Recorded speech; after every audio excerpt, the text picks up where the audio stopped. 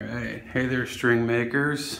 We're out here, I'm indoors today because it's raining a little bit, trying to stay dry, but we're gonna do a how-to video with my newly built string rig. I kind of want to preface this video with I'm brand new to this and there's probably other, if not better, ways to do what I'm doing, but so far this is what I've figured out with some help from some friends, and there's probably other ways to do it, but this is what I'm doing. So I'm gonna show you how I do this. So first thing I'm gonna do is I'm going to make a loop. Hopefully you can see this pretty well.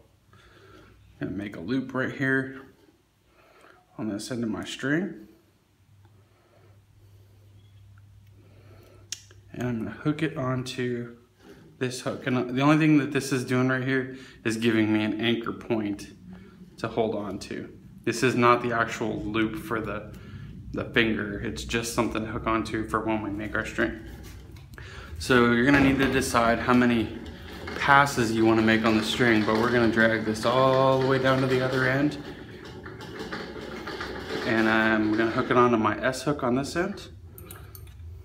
And I'm gonna make my way back down here. And I'm gonna hook it on this again. And back and forth.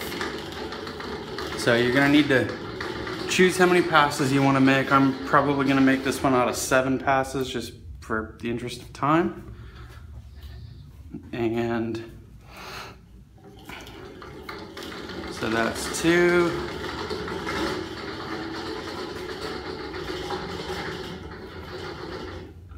There's 3.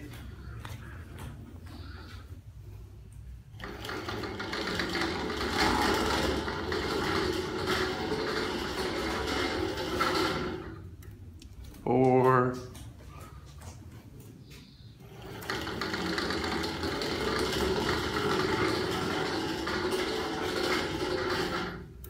5.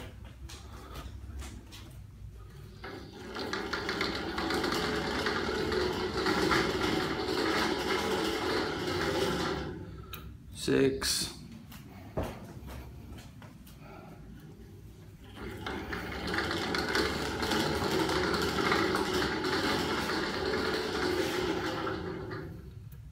7. So then we come back down here to the end. I'm gonna cut this real quick. Gonna tie another loop in the end, just so that I can attach it back to that same anchor point that the other end of this really long piece of string is hooked to.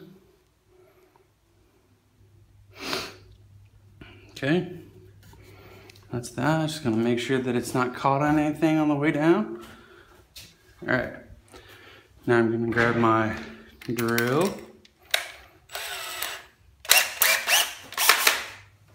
And I'm gonna start twisting. Now, for right-handed string, you're gonna want to turn this in a clockwise fashion. And you can see I have some lines on here. So basically what's gonna happen is that I'm gonna twist this clockwise down and let it twist up. And because I'm using a cordless drill, it's best for me, for consistency, to always pull it down the same distance. Essentially let it twist up and tighten up to the same amount of distance. If you were using a corded drill, you could do this on how long you were twisting it, like, I don't know, 30 seconds, or however long it was, 1 minute worth of pulling it down. But you can see as the tighter and tighter and tighter I twist it, it's pulling my drill kind of towards the other end. So I'm gonna pull this one down to about 15 inches shorter than its original length. So that's about right there. All right, now I don't know if you can see this or not, but if you look right down there, I'm actually gonna hook it on my pivot point. And I'm gonna swing around here, kind of out here with my drill, going back, and I'm gonna hook this onto the same point that I was on before. Now, that's the fold. Back to my pivot point. Very specifically with nylon strings, you need to keep quite a bit of tension on this. You can get away with a little bit less on poly, but you don't want to let go of the tension too much on any of them because you will risk it bunching all up on you.